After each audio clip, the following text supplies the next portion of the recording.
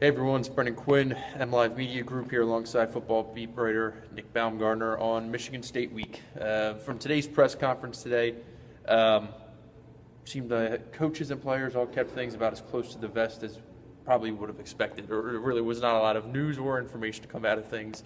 But one thing that was interesting was Devin Gardner talking about how he feels going into the game and how he feels about the game, period. What were your takeaways from Devin today?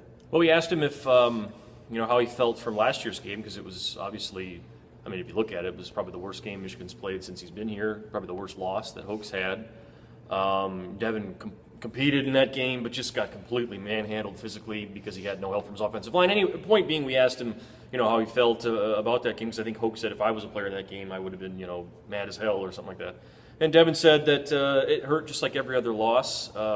This game's important to him as an in-state kid, but also, every one of them's important. Look, they're not saying anything. They were coached to not say a word, and you looked at Devin sitting there, and he was biting his lip a few times, but he played the game. None of them said a word. Brady said nothing. He was starting to cut his answers off to 3 words. They've learned, and I think they'd learned this lesson over the years. It's just they've always someone has always ruined it as the week goes on. But they've learned for the most part that Michigan State is sort of a professional expert at taking every little thing that can be twisted and twisting it completely around and using it against you.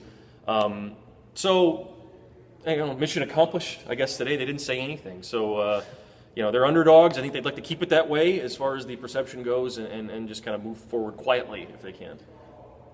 Very little discussed about what was done on the bye week, changes in the bye week. If anything, when you kind of maybe had a little second year to step away yourself and think about the first half of this year, what do you think, if anything, changes that could be made that could actually, show a new side of this team? Because it seems like it's just been the same old for the most part. It's interesting because he said, he started to kind of go down Hoke, that is, the path of sometimes in a bye week you go in there and you look at what you've done wrong and you start to change it. And then he goes, but we decided to go back and we want to run the football.